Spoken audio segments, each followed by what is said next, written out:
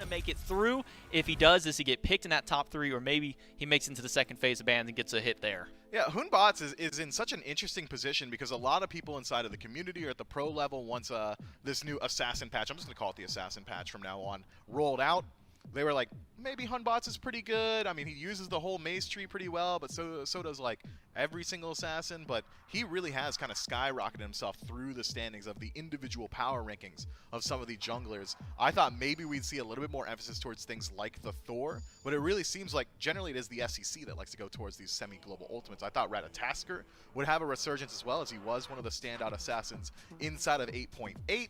I thought with the changes in 8.9 would only make a strong god even stronger, but generally not seeing too much play there either.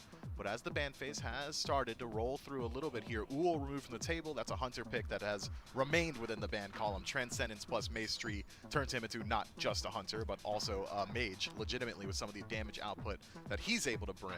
And Tiamat Kepri on the other side. So it is just that Sylvanas now, with Geb being banned out by the Kings, that is still available. And maybe I shouldn't talk about him because it seems like I'm calling for the ban. Sylvanas removed, so all of the new guard no longer available. And the RDO taken out too, so that remains that 100% pick ban on this RDO, making sure that nobody has the opportunity to play as her or have to play against it. So we do see 4 Guardian bans. The RDO most likely more often than not kind of that solo lane selection, but that does leave one big solo laner up, a couple big solo laners. The Odin, namely, has kind of been that first one. Cerberus is still up for other solo lane options. We have been seeing some other warriors kind of pop in every so often here. Hercules kind of squeaks by occasionally. We've seen Tyr a few times. Even Nike has surprisingly been staying fairly relevant here in the solo lane. Just so much survivability from Nike, I think, is the reason we see her. Plus, we do have that slight flex potential. Some people still taking her into the jungle. Occasionally means that this god is going to get a little bit more play than some of these others. Odin, though, being locked in by the Jade Dragons, I mean, there's a reason this god sees so much top pick potential. I mean, it is legitimately one of the few gods in the game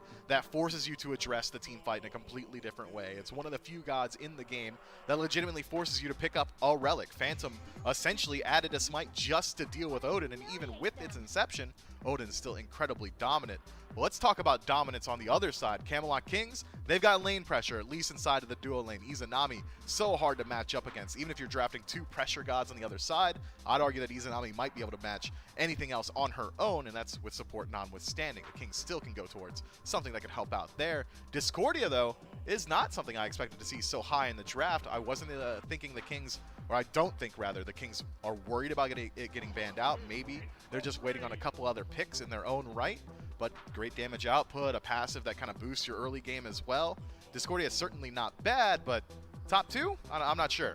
I mean, it worked out fairly well for them up against the Warriors, able to, kind of do 2 35-plus minute bouts against them, and she can provide a lot of damage late game, but I'm kind of in agreement with you here. I don't think anybody's really looking at banning Discordia immediately out or picking it or really taking it away from, I would say, anybody but Big Man Tings and maybe Dart is the only 2 I would see really fighting over this god for the time. But on the other side of the board, it is Susano and Morgan Le Fay. Morgan Le Fay, interesting, because we haven't been seeing her very much. She was, at one point, a top 3 up there with Tiamat and Raijin. Tiamat banned away by the Jade Dragons.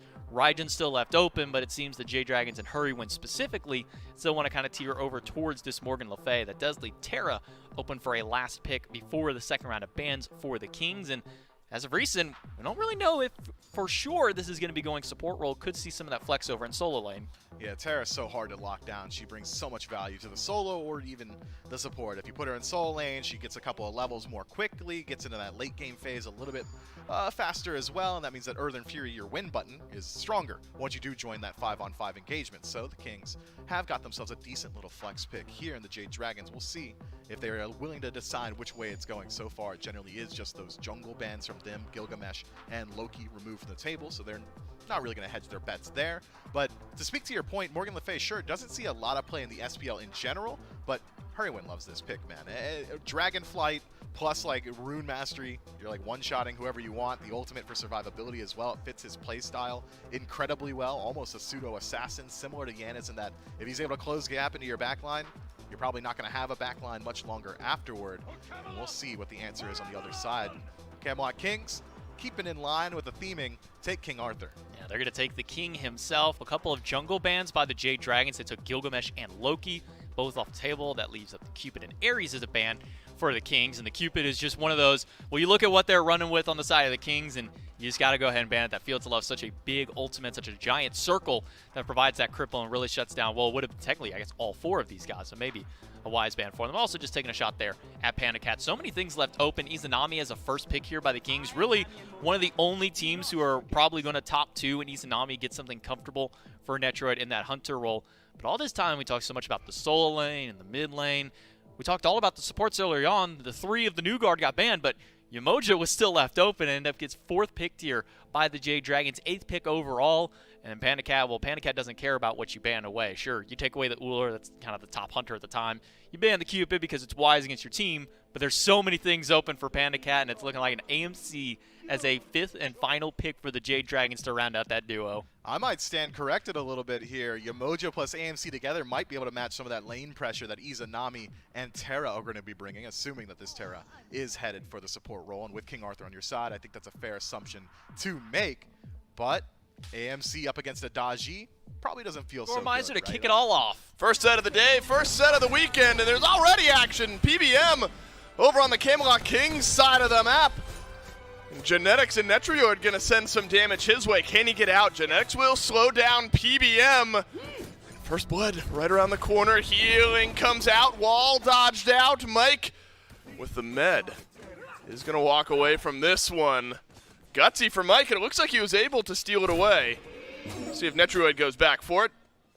Doesn't look like he's going to be able to, so a great play to start off this game. The Jade Dragons gore, who I haven't even been able to introduce yet.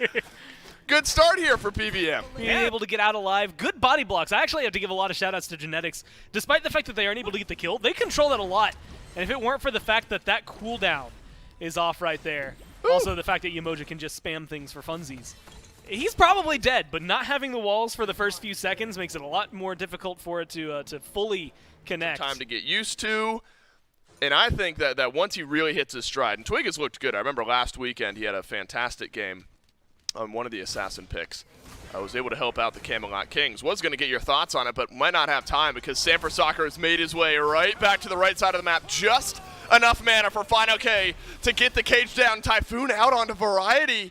But Final low and Variety lives on. No mana for Sam as well. Really solidifies that one. That's a great play from Variety to go up into the air with him. Just make sure that the lockdown exists. And admittedly, just so he stays out of that damage range a little bit longer while the Odin cage is down. Hurrywind jumped on by Captain Twig. And Hurrywind will waltz on out. Use the ultimate there just for a little extra CC. Genetics as well.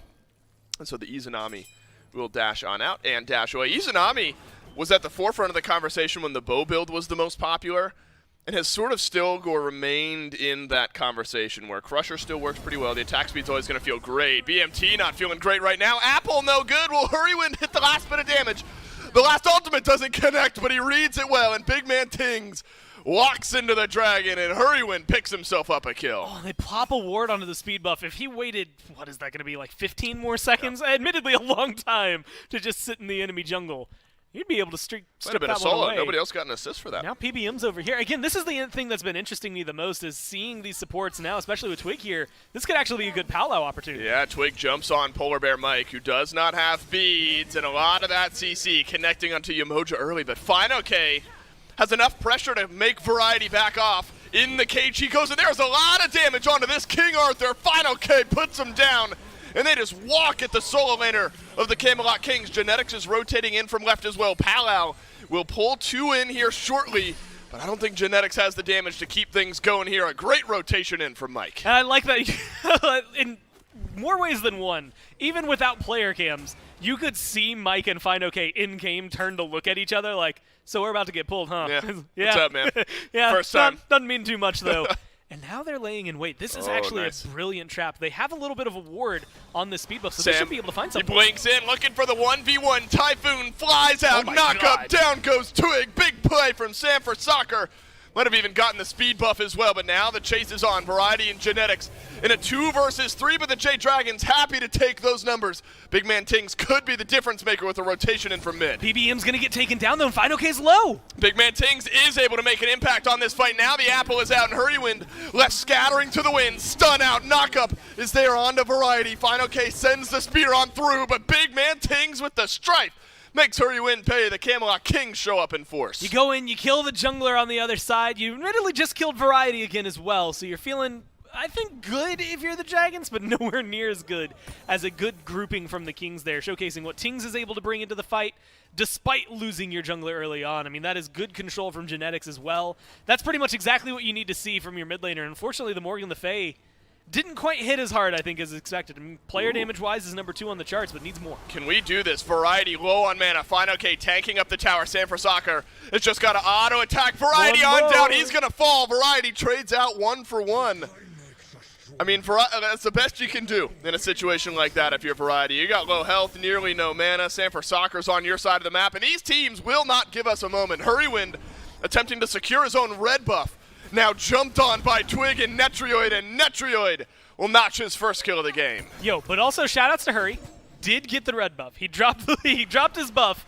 He's just not going to be able to use it, and has to spend this time in the grayscale screen. This is actually good control, honestly, not just for the purple buff invade, but realistically, you could probably pressure a Gold Fury from this kind of position if you were the Kings. I think they're going to play it a little more safe than that, knowing... You'll head on back. And looking at PBM, Gore, a bit of a different look at the support build path here. We've seen a lot of Lotus Crowns recently on these healing supports into Thebes. That's exactly what Genetics has gone for. We're not going to get a chance to talk about it any further because, yet again, Variety jumped on, and for the 4th time this game, the King Arthur has been put down. Now, there have been moments where that's happened, and the Kings have answered back with kills elsewhere, but kind of the opposite. There's still pressure for the Jade Dragons in mid. And I like the fact that they're playing this. I mean, if you can shut down Tings, that really does disrupt it. With Variety dead, that'd be the first big neutral objective. I mean, that Gold Fury's been sitting there tantalizing, but nobody's been able to make the rotation. Now FineOK's over here. This is a good fight to take. Yeah, great opportunity. 10 seconds left on the respawn from Variety. The Camelot Kings are here. You have some ranged damage if you want to steal it away. Netrioid's got that dark portal, but the Jade Dragons, look, they're pushing forward outside of the Gold Fury pit. Genetics dashes in. Netrioid's got a kill in the backline on a Sanford Soccer, and it is answered back. As Genetics falls down, Captain Twig rotating in, has the Palows, and the Jade Dragons thinking twice, but FineOK didn't get the memo. He's caged in too, and he's got a great chance at a double kill here. Netrioid locked in place, will dash on away. Panda Cat locks off the escape, and Hurrywin gets the kill. That's such a good cage. I mean, the rest of the Dragons, you had called it. They're backing off. They didn't seem like they wanted to commit to the fight. Hurrywin now might be in a little bit of trouble. This is what Variety can bring. Yeah, Variety on this King Arthur has been behind all game long, but now the rest of the Dragons are going to deal him his 5th death of the game. This is unreal. Variety has not had the opportunity to play Smite in game number 1. 14.5 minutes in, 1-5 on the King Arthur, and it took a little bit of time, Gore, but the Jade Dragons will get back, and they will take down the Gold Fury. That's just a good cage from FineOK to really help solidify that, but Variety dies, comes back, dies again. You reach the point, Gore, with Shield plus Sovereignty plus level 13 that it's going to be hard to kill this King Arthur. Maybe a little more space in that lane, and you are going tower diving. But poor Variety, maybe poor Panda Cat here. The slow does connect. Captain Twig is in. Panda Cat's Aegis avoids a lot of damage, but is it enough? For the time being, yes, a little bit of healing, but not enough. And Captain Twig, Gore, for the first time this game, makes something happen on left and able to punish the immobility of the AMC. Well, been real shutting down the AMC. Didn't turn around anywhere near as much damage, I think, as Panda Cat had wanted to, but I believe the ult was just a little wide, and so it didn't connect as much as he wanted. Speaking of ult, Mike's in mid, trapping too. Gore, these teams are just scrappy here today, and in a good way. They want to fight. And the Jade Dragons will send out the River's Rebuke. Apple out from Big Man Tings. And it looks like we may finally simmer down here a bit in mid. Captain Twig is in behind, but speedy on this Daji, depending on the pathing. Depending on if FineOK wants to spend the blink or not, Twig could be in some trouble. Cage down from FineOK. Twig does not have ultimate, does not have beads, does not have a chance. Sanford Soccer now 4-2-2 on the Susano, and just a bit out of position as the Daji. To see Variety and to see Big Man Teams really help change up the fight if FineOK doesn't get a picture-perfect engage. I can't believe Variety is top damage in the game. Variety's got 400 more damage than FineOK at this point in the game. Granted, he's been doing a lot of fighting, and it is King Arthur, so you do look to get a lot of damage here at this point. Let it be known that if Variety's going to die 5 times, he's going to die 5 times with a fight. With a fight. And he has, right? He turned around 1 kill, he got tower dove, and ended up picking up 1. So Variety hasn't made it easy on the Jade Dragons. But everyone is here for this one. All 10 players in the game, all on the left side of the map.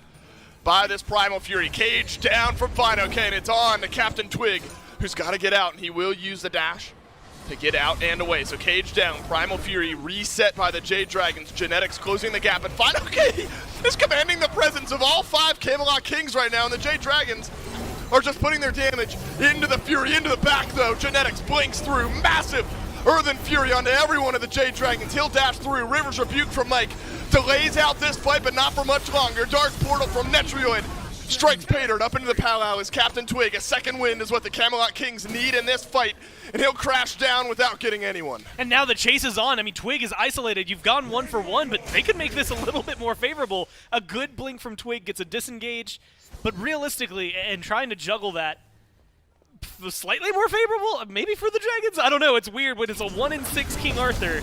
Right. I don't know how that weighs. Granted, it's a support on the other side. It's always worthwhile if you kill anyone that's not the support. And with Genetics as low as he is, this actually might be a mistake. Wow, Sanford Soccer's got plenty of damage here. He will just auto-attack Genetics on down. So an attempted steal that's not to be. So Fury plus kill for the Jade Dragons. Definitively worth for the Dragons now. Now, You lose yes. Mike, but Right. you get a Fury and 2 kills. But you might lose the Fire Whoa, Giant. what a call! From the King! Whoa, I didn't even realize is this was happening. brilliant. Unreal.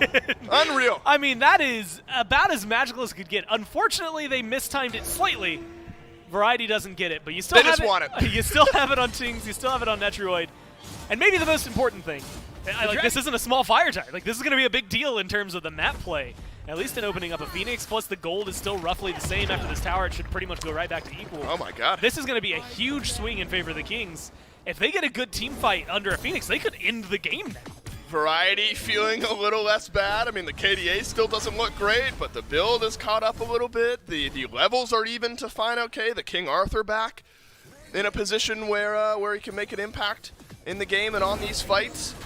And the Camelot Kings right back in it and then some. The map state even. Not only pulling 5 eyes, but right now it just feels so ridiculous to be able to do a 5-on-5 where you're defending. Admittedly, only 3/5 of them have Fire Giant, but still, you're stopping a Fire Giant team from even stepping into the tower line, let alone trying to take it. Now they're going to be able to Oh, engage. Netrioid, have you That's a good overstepped? cage. 3 members of the Camelot Kings in the cage. Hurrywind will send some damage their way. Good AoE out of the Morgan Le Fay. And a soft defense turns into a bit of a scrap for the Jade Dragons. Sanford Soccer in and out. And at half HP, 3 members of the Camelot Kings will have to leave. But is this a pump fake? The Camelot Kings did this around the FG. You can maybe re-engage here. You got some sustain with Genetics. I think they've got the capability to keep the minions right where they want them, but nothing more than that, as we just saw. Although burning, well, only 1 ult from the Dragons. Feels like it should be enough. It depends on this loop. Variety. He will be pinged. Little hives from AMC do give ward vision. So they know he's back there, but that's going to be the go button for the Kings. I mean, and what a roller coaster of emotions for Variety. He's been on the back foot, but now he has a chance to drive the back line. Him and Panicat dueling it out. Big powwows out from Captain Twig. Will force some beads. The apple no good from Big Man Tings. Twig is on the escape. Polar Bear Mike on the offensive. The tower falls score, Yeah, but around the same time as this Fire Giant, as it looks out. Same thing for this Pyromancer.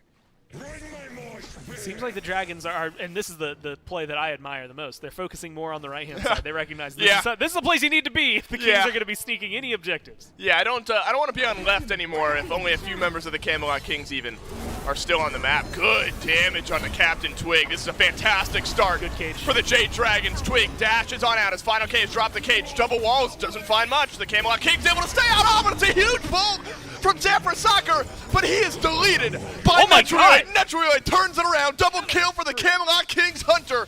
And the rest of the fight feels like it's going purple. The Jade Dragons on the retreat. I mean, this is exactly what you want from Netrioid. That was insane how quickly Fino K's health bar just disappeared.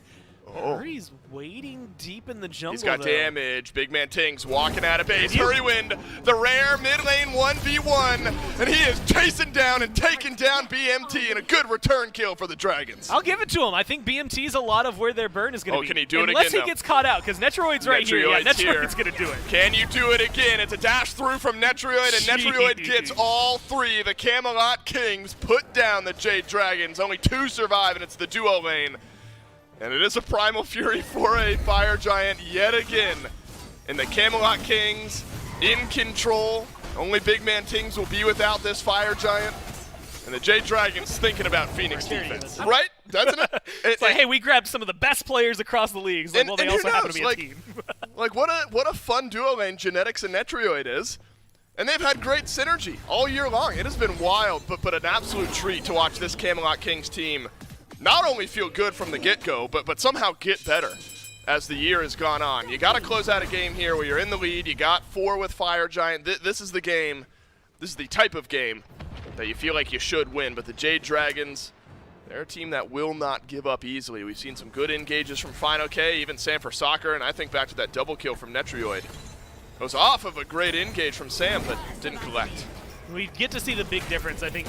Tier 2 and mid going down so quickly kind of showcases the scale of power here now that's in favor of the Kings. Before, the Dragons not only could stand up to them, but now they have to be a little bit more worried. Whoa, this objective is going to help. Mike has been chunked by Big Man Tings, who is full build on this Discordia. Goodbye, left side Phoenix, without all that much pressure. The Camelot Kings can turn their eyes towards mid now. Mike took a whole lot of damage there. Yeah, it's been a cage down onto 3. And then actually you pointed out, Gore, pretty well when we were talking about Phantom versus no Phantom. It's been an immediate disengage from whoever the Camelot Kings get trapped in that cage. And then they just re-engage a moment later. And really important, that last fight, we saw a cage that captured Netrioid, but Netrioid dashed, and then the River's Rebuke came up so late and didn't get anybody. It didn't do anything. Yep, and that's a pairing that you need to connect here if you're the Jade Dragons to keep your right side Phoenix alive. Fire minions pouring in left, regular old minions pouring in the mid lane. Couple of fights that has been lacking.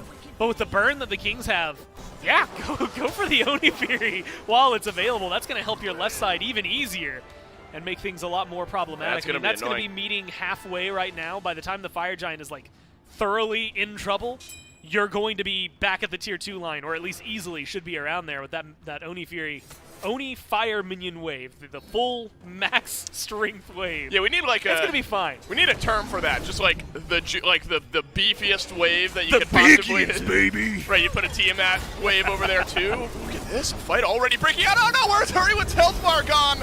Before my eyes, he is missing, and it's Genetics who finishes off the kill. Sam for Soccer able to trade out, and it's a double kill for Sam. That is massive for the Jade Dragons. You've killed both of the carries, both teams fighting with junglers, solo laners, and supports. Now we have to see. Look, Twig's a little closer to half than Sam. Sam could potentially stay in that fight. No, he backs off.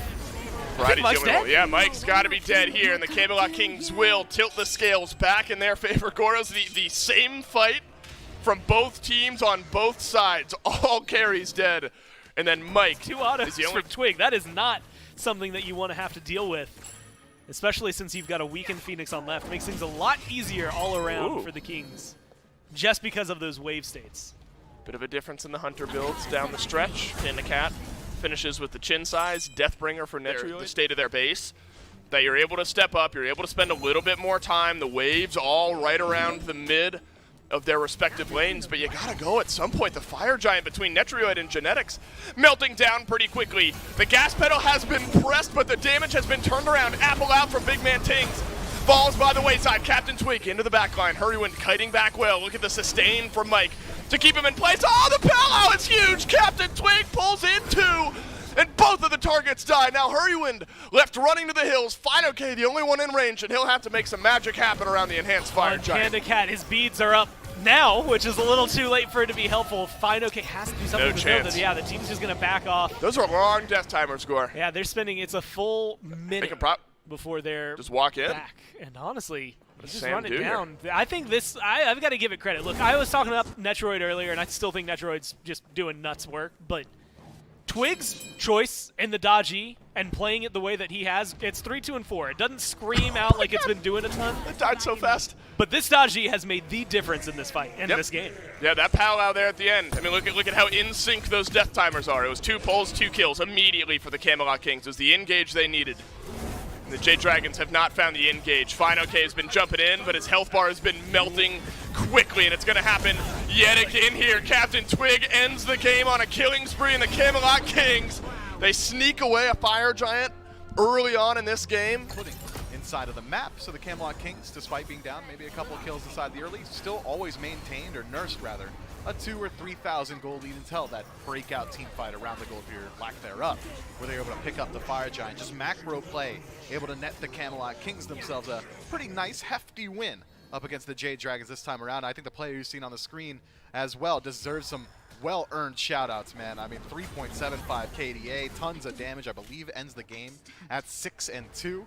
Netroid absolutely off to a tear, and Captain Twig with that dodgy pick. I think the pick itself, P's and B's, maybe I give credit a little bit more so to the coach of the Camelot Kings this time around, Biggie, for just nailing the fact that Dodgy kind of deals with this composition from the Jade Dragons. I mean, just kind of frags the comp as a whole. Very little CC immunity in anybody. I believe you highlighted it was only Hurrywind who had natural CC immunity as kid. So, and this is a perfect target for a Dodgy to pick off. And so many times he was able to find those perfect moments where Panda Cat or Sam didn't have their beads and it was get those nice little pullbacks in. Constant application of that CC from Genetics and Variety, able to make sure they can keep those beads constantly on cooldown. And well, finally, after being kind of bullied on the Dodgy a little bit, Captain Twig's able to pick it up and do well for himself. 4-2 and 4 for him, 6-2 for Netroid that we talked a little bit about earlier. So getting some nice kills, much lower on the deaths. Variety, he was the one that everybody wanted to shut down. I mean, we saw like 3-4 rotations early game to make sure to keep Variety down, but it seems that Variety wasn't the biggest problem to deal with. 24,000 damage out of Big Man Tings, the big number to put up on the Discordia. Kings Picks and Bans game number 2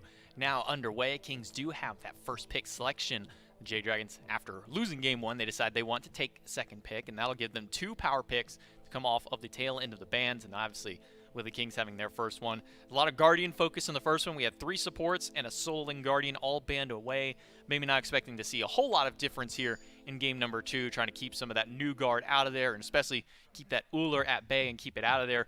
And it's just so curious that we're seeing that Netroid is getting so much priority for this Camelot Kings. Both him and Genetics in this dual lane have been players that they're really trying to get their first picks out for him. And we saw Izanami as a first selection from the Kings in game number 1. I mean, the emphasis on the dual lane is clearly paying off for the Camelot Kings. That was a massive dual lane gap inside of game 1. I believe it was like a combined 1-7 for the Jade Dragons dual lane or something like that, whereas the Kings were sitting very pretty inside of theirs. But as the ban phase has rolled out, it seems like both of these teams have figured out exactly what they're trying to target, as this was an incredibly fast ban phase.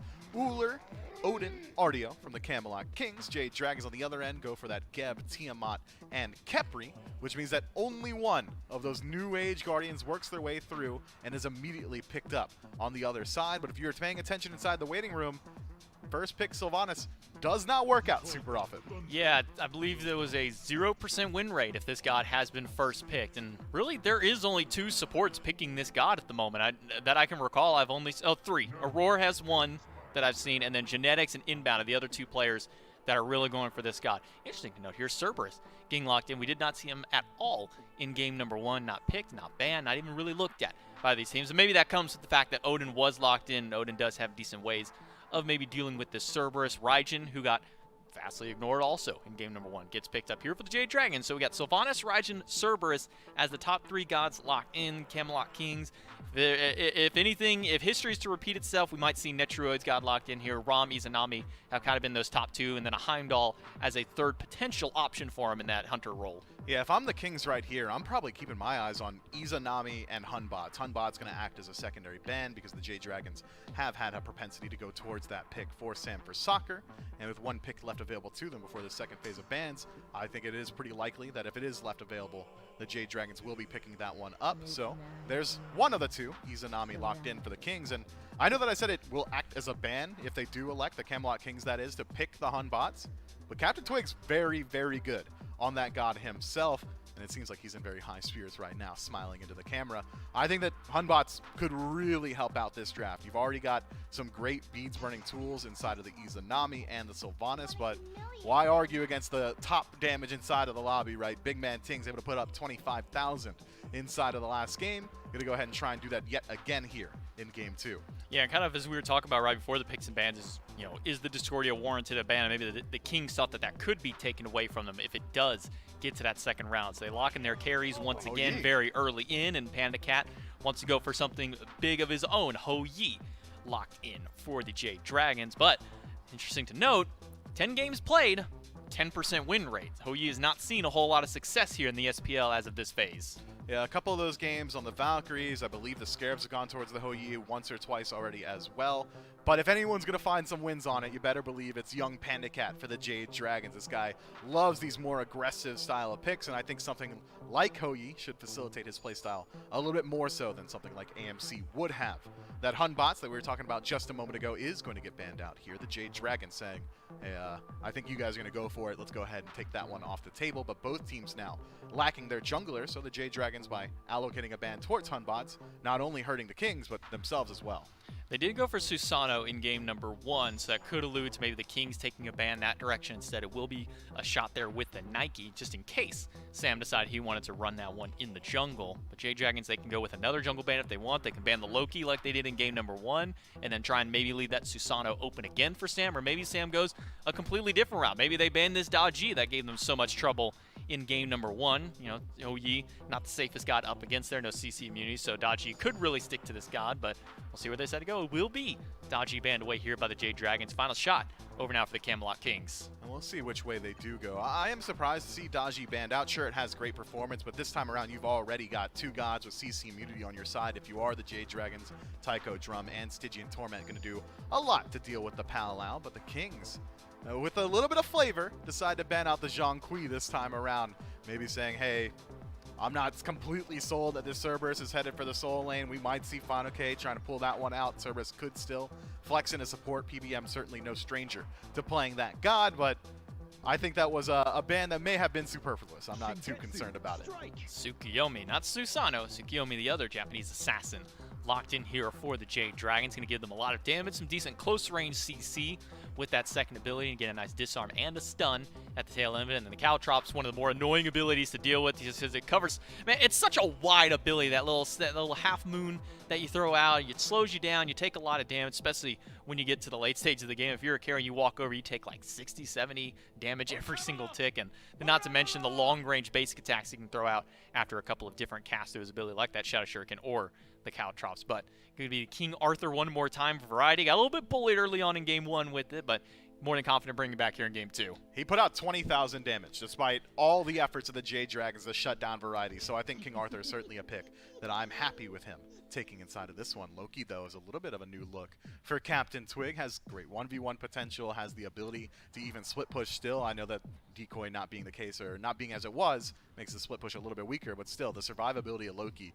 is nothing to be scoffed at. The movement speed from stealth, legitimately just being stealth, as well as a teleport ultimate, means that you are incredibly hard to chase down. If Captain Twig doesn't want to fight you, you're not fighting Captain Twig. Yeah, last 2 performances we did see from Captain Twig on this god, a 4-3-4 up against the Titans. That was a win. Oh, wow. And then against the Oni Warriors, he played. He got a 9-1. Because we got a whole lot of fun to look forward to in this lane. So Mike on the Cerberus, that's normally been over in the solo lane. Yeah.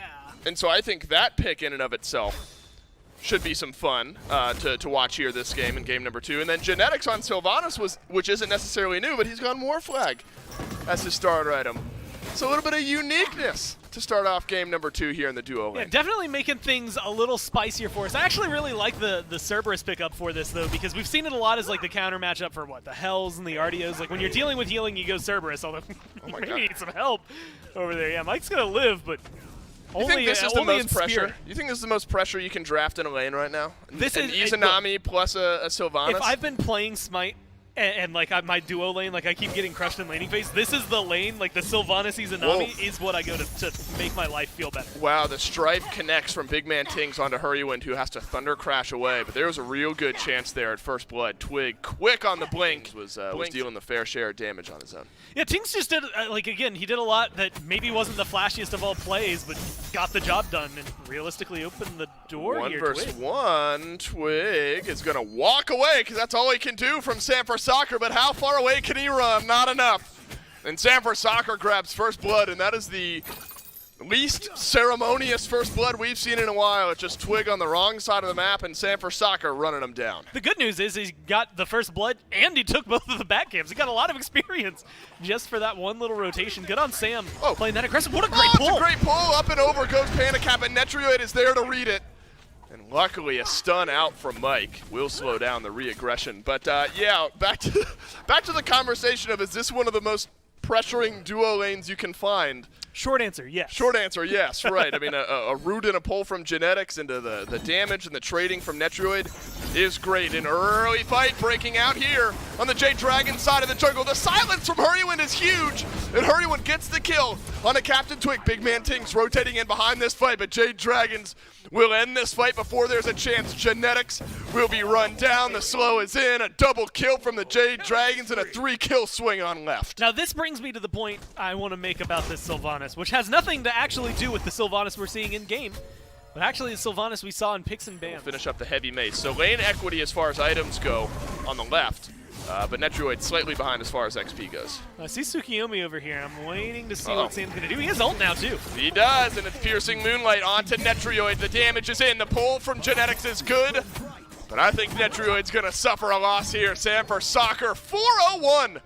4 minutes and 20 seconds into the game for the jungler of the Jade Dragons. Pick up the 2 on the Netrioid, which is a huge deal for them in terms of slowing this down. Plus, I mean, look, Twig's getting aggressive here, but like, I actually really like the fight that Raijin has, especially Tsukiyomi's in the neighborhood, although Sam's getting aggressive on the left side again. Wow, Sam for Soccer is Genetics.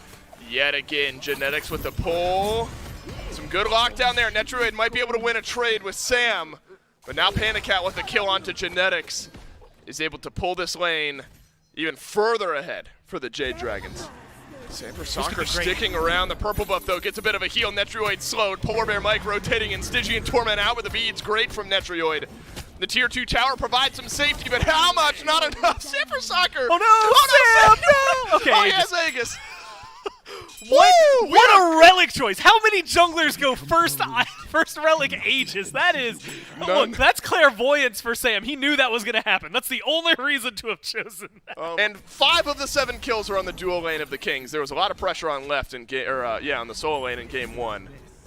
You think Netrioid and Genetics are happy with the way that Sam for Soccer has placed his pressure here in game 2. Boop. That's right before the thing hits, too. Going forward, that's small differences. That's going to be, hey, I hit level 12 first, I got a second relic. But now can Panicat return the favor? Oh, assassinate onto Panicat. The suns are dropped, and the chase is on. Need a kill here if you're the Camelot Kings, and you'll get one, and it's Captain Twig finally on board. And so the other jungler able to grab a kill. Teams that will let them. The Kings won't really fight for the first 15 minutes. I mean, they might get 2, 3, 5 kills total, but they're not looking to pop off and have insane numbers. Whoa, Genetics engages onto Sam. This is a massive shutdown if the Kings can find, and this Genetics who picks up the shutdown. Big Man Tings jumped on by Hurrywind, over by the blue buff though. It's Fine still descending into madness. We'll just zone out Variety and Genetics, and so that is massive now. Genetics gets a big spike here, getting a shutdown on the 5-0 Sam for Soccer. The Jade Dragons, make no mistake, they're off to a great start here in this game. About everything you dream of when you think about the start to a game. But the Kings have weathered the storm well, about as well as you can. They have at least stopped things from getting worse. A chance for Genetics to engage in the mid lane beads. A bit late from Hurrywind as the apple will connect onto him. Captain Twig follows Hurrywind, follows the Raijin under the Tier 1 tower and assassinates him where he stands. Polar Bear Mike will pull Twig right back underneath the Tier 1 tower. Should be a kill for the Jade Dragon support. And Sam for Soccer continues his reign of terror as he grabs a kill on Genetics. And this is, I mean, important for them, right? Early game kills, you had highlighted it. They are really cool, really flashy, and can then lead to a huge lead. Where Netrioid and the rest of the gang is. You can tell how cautiously Netrioid is playing here in this moment. Just kind of dancing back beneath the Tier 1, Tier 2 tower. Scorpion spawns, and Genetics right back to mid. Taiko drums out from Hurrywind, but Assassinate in from Captain Twig. And a lot of pressure has found its way onto the Raijin. Oh, it's huge from Polar Bear Mike, and Sam for Soccer there to collect on the check that PBM wrote, and Sam for Soccer grabs another, but this one brought to you by the Gold Fury, and the Jade Dragons have started up here. And it looks like we'll be able to take down. Oracles are here. Camelot Kings know this is going on, but they will trade out the Pyromancer instead. Twig is low. They need the help of Variety here to take down the Pyromancer and able to get that one done. Can the Jade Dragons find something in the mid lane, though, while this is going on? Does not seem that way. And so Pyro traded out for the Gold Fury. Maybe feels like a wash here early on in this game. But going back to it, think back to last game. Final K would jump in, got a big cage, and then the ult the engage kind of fell flat for the Dragons after that. Piercing Moonlight A get into the backline free card.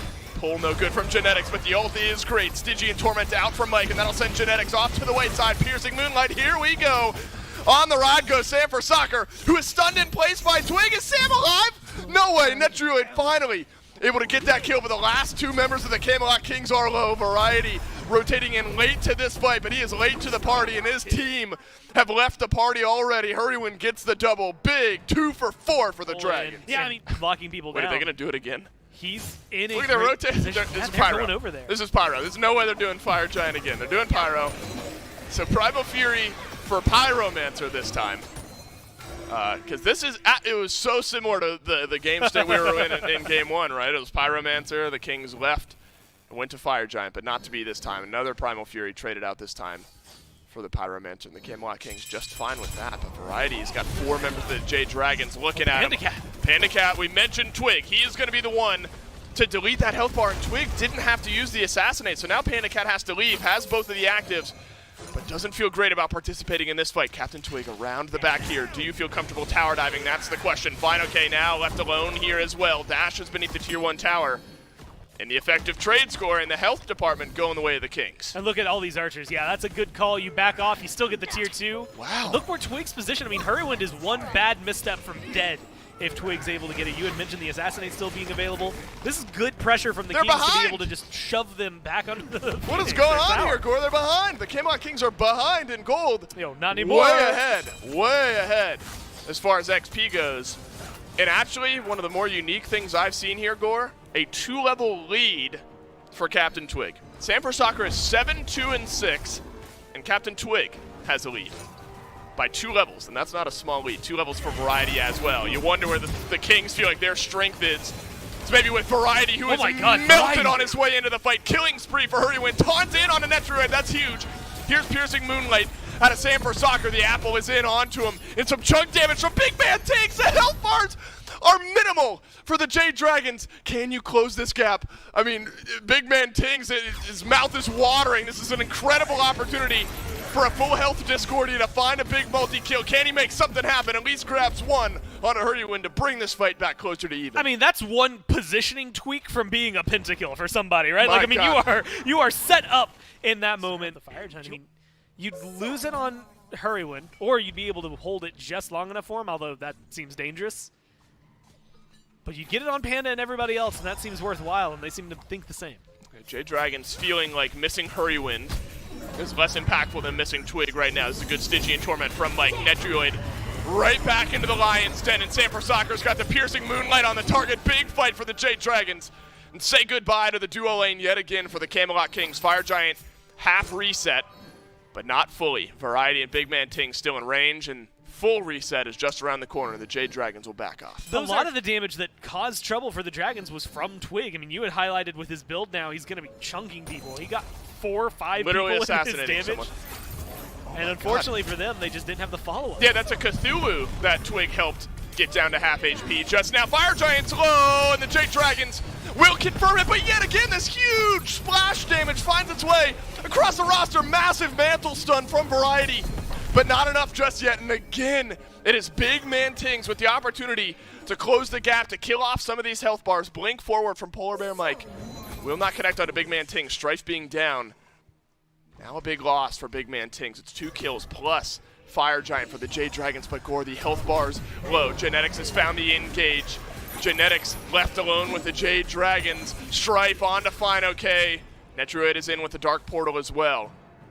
This is a 3v5 as far as numbers go, but health, not great for the Jade Dragons. A little sustain will help those health bars get back closer to full, though. Yeah, Sam able to heal up in the jungle. The rest of them, they're just fine. I think they're not going to be worried too much about it. Not a lot of lifesteal, in fact, no lifesteal. That's going to be, like, at least readily available. Fighting around it. And probably smart from the Camelot Kings. The Jade Dragons will expose the 3rd and final Phoenix. And Gore, that next FG becomes impactful. Minute and a half time will be enhanced. And it will matter a lot as far as ending this game. This has been another problem for him. You had mentioned it, but like, look, Final K's half health here. The Look minute at that. That's what I mean. Yeah, it's just so much damage, so deep in there. But the disruption from this Descent into Madness, this giant Tings Cthulhu can't that is step zoning up. them, it just, the peel has been very big. With that Heartseek we just picked up from Twig. Are we hunting for Tings? Yes, we are. Big man Tings channels his back, does not get into his back. The best you can do is trade out a kill here. Aegis for Hurrywin gets used. And Taiko drums. So it was not easy for the Jade Dragons, but 1 minute. That is on their top side. He's got 8,000 damage more than the next highest in the game. That's on the other side of the team. So you are more than happy not having to deal with Tings for a little while. And now you've got a good grouping to get around the Fire Giant. Variety is around behind the Jade Dragons right now. This would be big.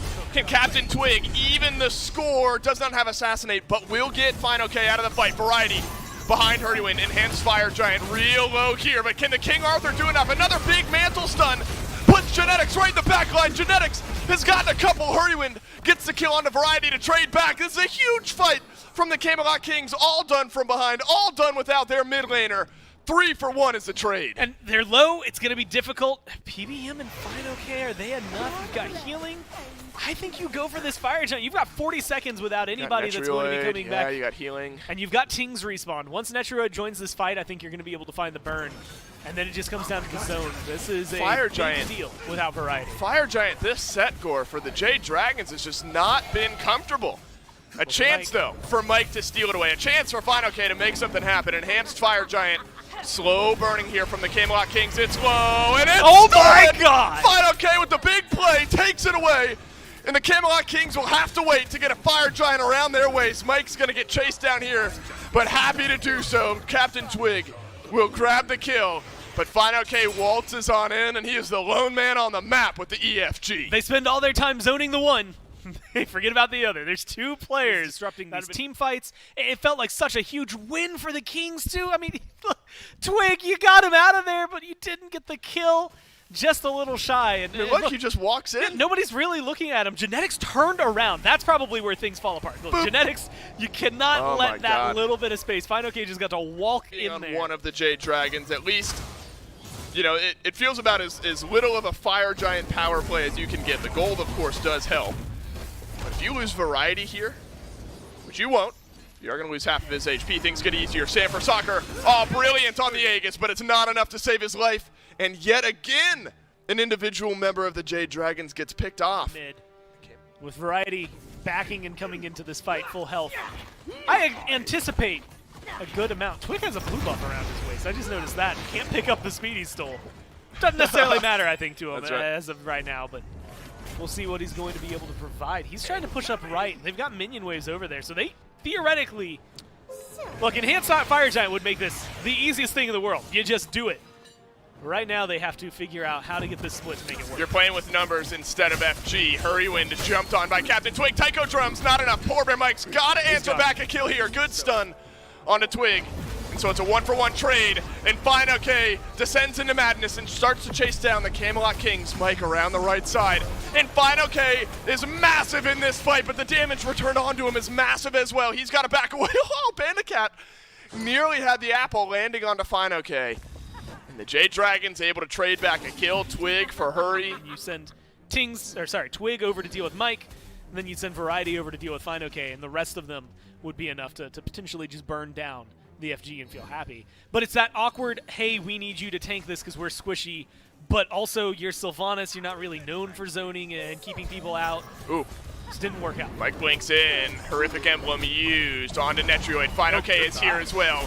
Goodbye health bar for Izanami, but goodbye health bar if you're Final K as well. The carries returning the damage onto the solo laner, but Final K has done the damage. He's taken one with him into the grave.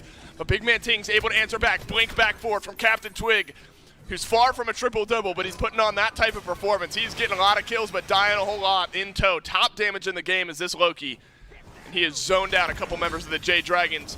And purely based on health, the Camelot Kings feeling more comfortable. Hurrywin and Mike Gore, they realize they can't back off. Variety is going to zone out the only 2 members of the Jade Dragons in range to try to steal, and they will not. The Camelot Kings get EFG on 4. Make up for it this time around. Sucks that it's not on Netroid, though. That really, really does hit. Maker, if the Aegis is well timed from someone like Sam, but why not send Twig mid? Why not send him right? I'm not sure anyone from the Jade Dragons can match. Yeah, no, keep him on the split push. Just make sure he has a minion wave with him, which he's doing due diligence to make sure.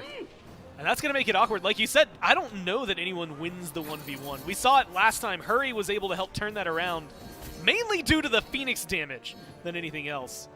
Twig, you're right on top of a ward. They know exactly where you are standing.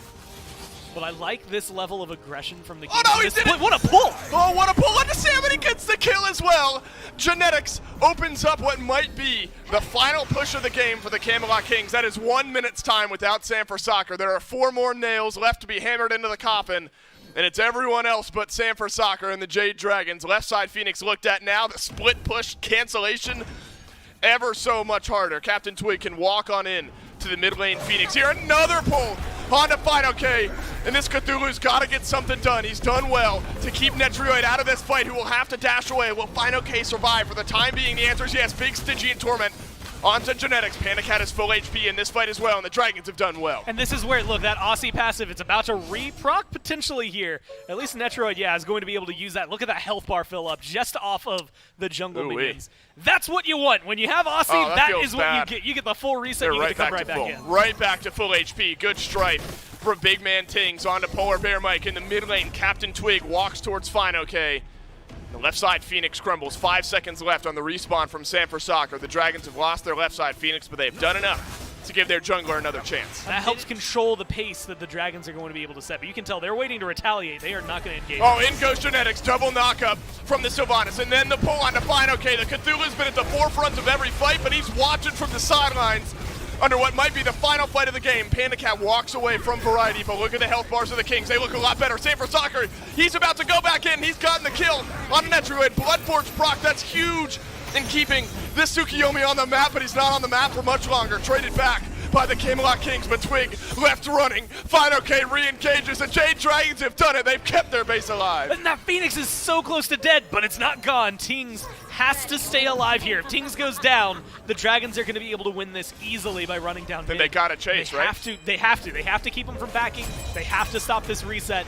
Otherwise, it's going to be a slowdown. And luckily, you get just away. With Tings alive, you have enough here that they aren't just going to run into your base. The bad news is you are missing for 30 seconds Netroid, 40 seconds Twig, and that Fire Giant's about to come back. You know, you get the point. I get it. There's something I get it. theoretically somewhere. And now you're going to have to do it. Good news is that you do have the full grouping from the Kings. Left side, fire minion waves are pushing in, 2 of them towards the Jade Dragons base. And there's a little bit of time before you have to worry about that. The mid wave is going to be easy enough to deal with unless Captain Twig decides he wants to just walk into mid lane and deal with the mid Phoenix on his own, which is a viable option here. But the timer's starting to run out here, Gore. The Jade Dragons, they had a bit of an advantage numbers-wise. Somebody's got to go back to base and deal with both of these fire waves. And right now, it's Sam for Soccer. This is a big jungle 1v1 waiting right around the corner here. Could be the fate of the game lying on these two, Sam for Soccer versus Captain Twig. They will meet face-to-face beneath the left side Phoenix. Sam for Soccer misses with the engage. Oh my god! Captain Twig evaporates Sam for Soccer 43 minutes into the game. And it's not just the kill. What matters now is someone has to back off. They could kill Twig here. It doesn't matter. They're giving up the fire. They're going to be able to get the Fire Giant for free, and that opens up the re-engage on the Phoenix and the mid-Phoenix. Can you even get Twig? No, Captain Twig will walk out just fine.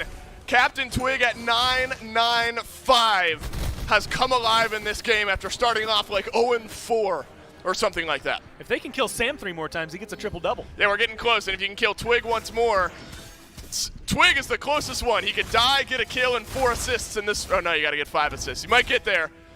But into the base of the Jade Dragons go the Camelot Kings. 4 nails in the coffin, as I've mentioned before. They still stand, and it's the same ones as last time. And the Camelot Kings will walk in with a great chance to start off their weekend with an incredible win over one of the teams that are neck and neck, chasing down that 1st or 2nd seed. Fine OK dashes forward. Frenzy gets used by Genetics.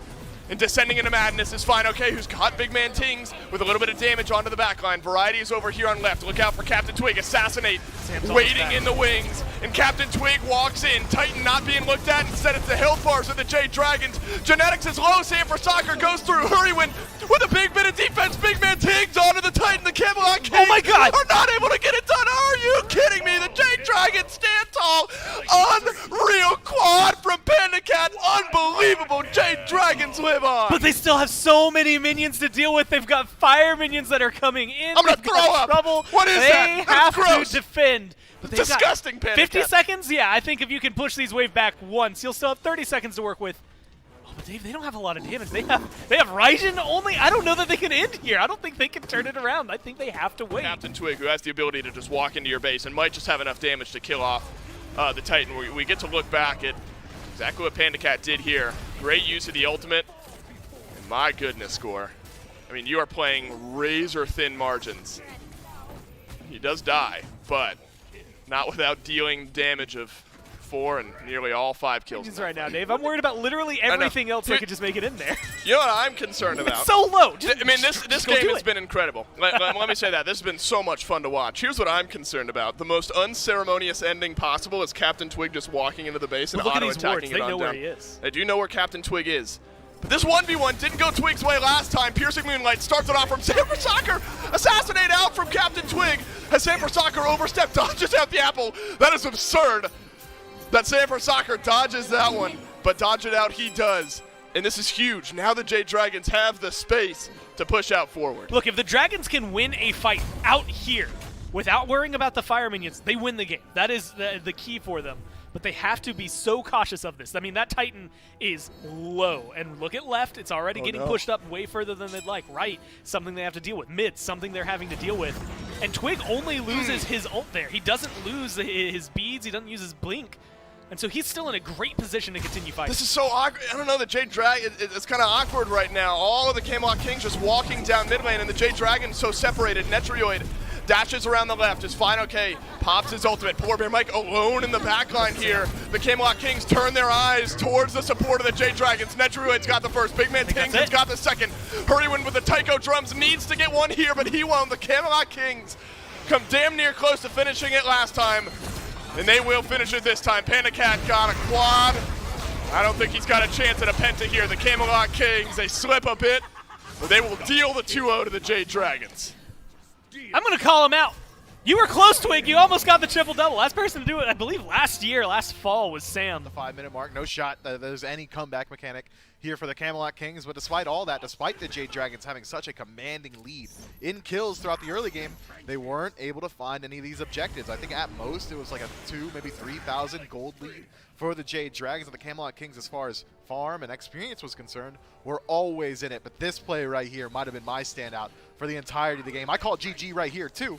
I got to stop calling GG clearly. Sanford Soccer pulled through the wall and immediately shut down by Genetics. The Camelot Kings just utilize superior map presence. There was a point in the game where 4 members of the Kings were grouped up on the Fire Giant, and Captain Twig was over on the left-hand side alone and removes Sanford Soccer from the map. Survives a 3-man rotation a little bit later on, and it was just a general thorn in the side of the Jade Dragons throughout the entirety of this one.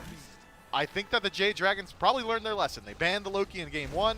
They say, okay, well, he didn't need the Loki to beat us. I think maybe he should have stayed banned in game 2. Yeah, I mean, it was a clinic is the best way to describe how Captain Twig kind of put on the last half of the game. Just short of the triple-double, but him and both Sam were very close to that triple-double. Captain Twig's the one who comes out on top, 11, 10, and 8. Sure, a lot of deaths, but I mean, just in those last couple of clips alone that we saw, it was Twig literally just walking up to whoever he wanted to that wasn't a full tank and erasing them. And you can see that reflected in the damage. 44,000, and he just barely eked that pack. I'm surprised you didn't open the desk with it. Let's take a look at the schedule, see what we've got for the rest of the day. It's the Atlantis Leviathans and the Oni Warriors will be our second match coming up immediately after this one. The Atlantis Leviathans looking to extend that 4-0 to potentially 5-0, or maybe the Warriors can go ahead and shut that one down. Taking a look at the standings now at the Camelot Kings and their victory, able to kind of jump themselves up a couple of spots here, put them right behind Leviathans at 4-2.